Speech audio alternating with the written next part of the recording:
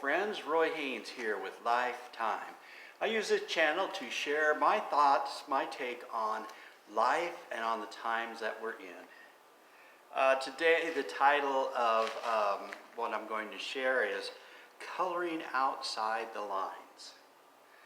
We've heard many times that those who color outside the lines are the innovators, the creative, the trendsetters, and in many cases that's true.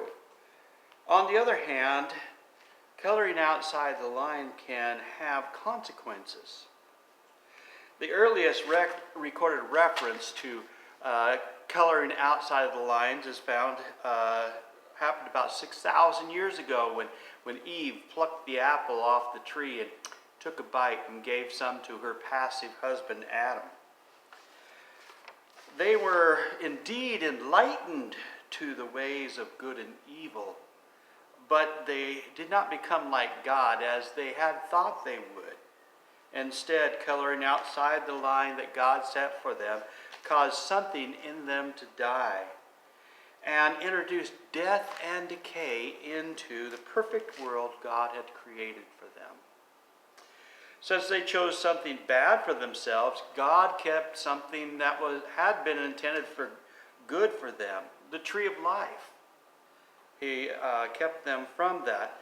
This was not done to punish them, but to give a chance, a second chance that now would be taken away from them if they ate the fruit of the tree of life.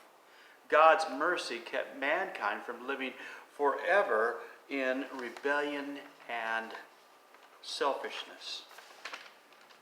To avoid such a disaster, God evicted Adam and Eve from the Garden of Eden. As a result of coloring outside the lines of God's line, weeds and thistles were introduced into the land. Adam, whose job had been to tend the garden, now found it a rough job, not a pleasure like it had been. For Eve, the new world that they were plunged into would bring pain and servitude. Pain in childbirth and submission to her husband. As we look back over 6 millennia of human history, we see that very thing being played out in our world. We wonder how a loving God could allow such pain and struggles that we humans have gone through. Why did God even create evil anyway? Well, actually, God did not create evil. He created a choice. Created beings created evil by coloring outside of God's lines. We still do that to this very day. Every time we color outside of God's line, we create pain and disaster, destruction. God said, "You shall have no other gods before me." We choose every god but our Creator as our God. Pain and destruction are that result. We sacrifice everything we have, all our time, our efforts, our money, our attention, our affections. We sacrifice them to gods that aren't even gods, that aren't even God. We said, God said, don't make idols and worship them. Today we worship play actors, movie stars, and in the old Roman theater they were called hypocrites, which is hypocrites. And we worship athletes, which most of them drop out of school to play professional, which means they aren't even smart. And everything our hands have made, that we worship that.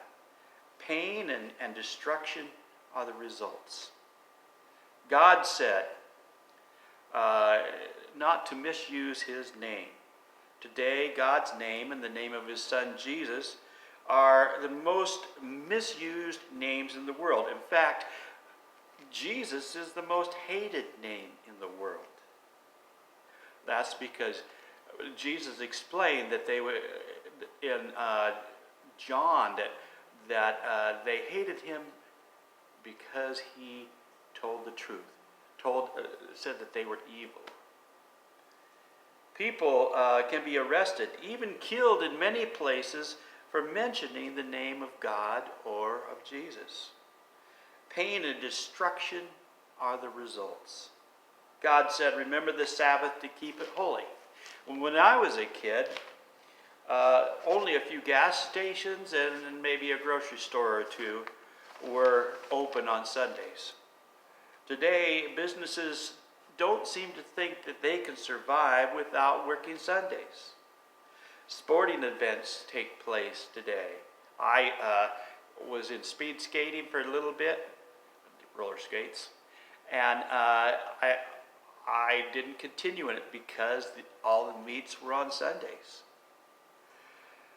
Home care takes place on Sundays. People seem to think that's a time to mow their lawn or take care of things.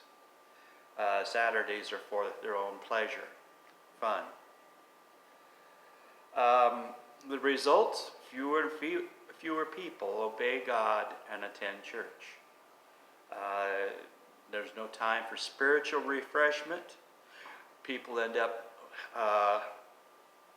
tired Monday morning.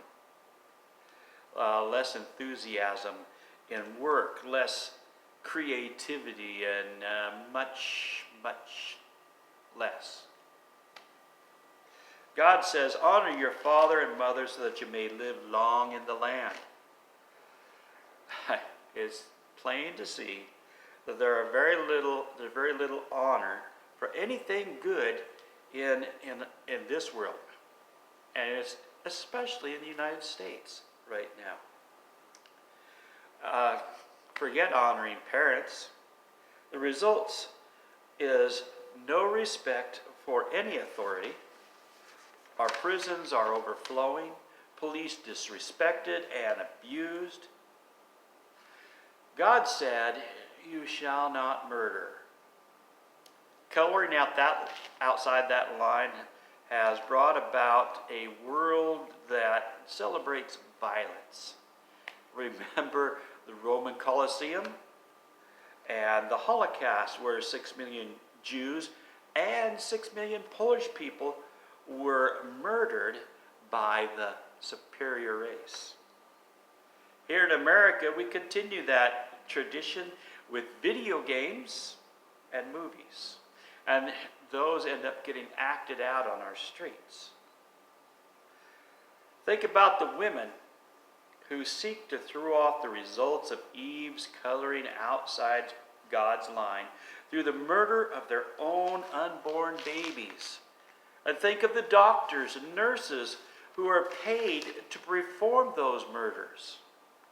Think of the millions of Americans who are guilty by association of those murders, the murders of the helpless innocents when they support politicians who support abortion. God said, thou shalt not commit adultery. Today, half the marriages are end in divorce. I've heard it said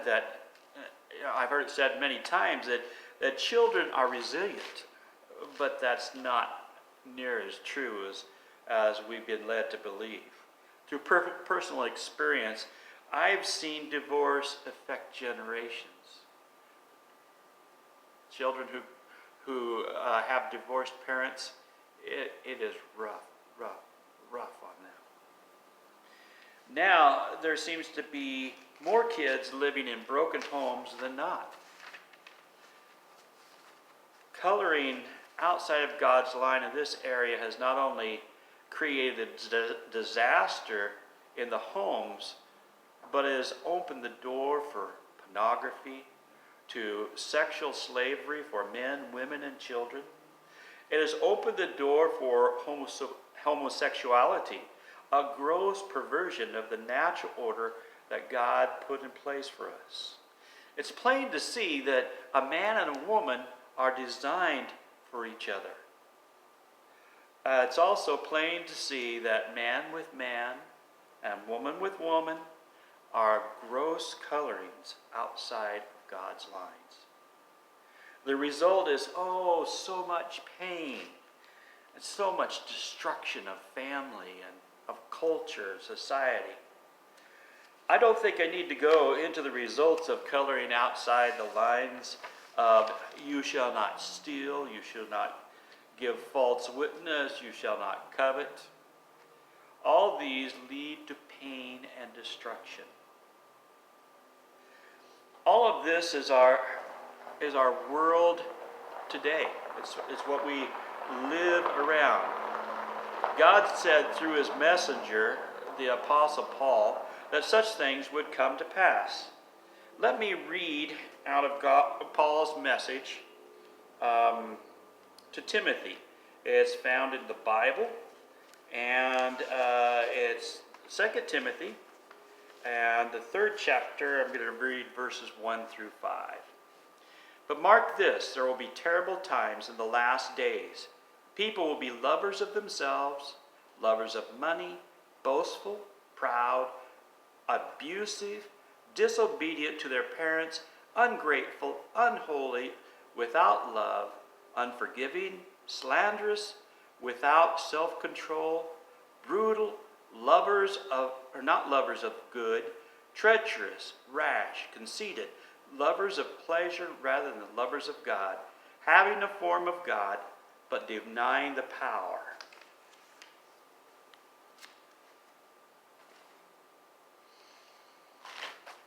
This just totally describes our world today. Paul warns that this marks the last day.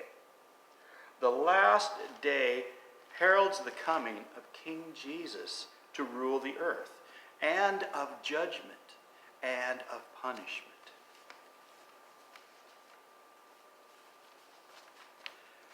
There is a way out, though. For God so loved the world that he gave his only begotten Son, that whosoever should believe in him would not perish, but have eternal life. Jesus is the way out of all the disaster that we have put ourselves into. Jesus is coming.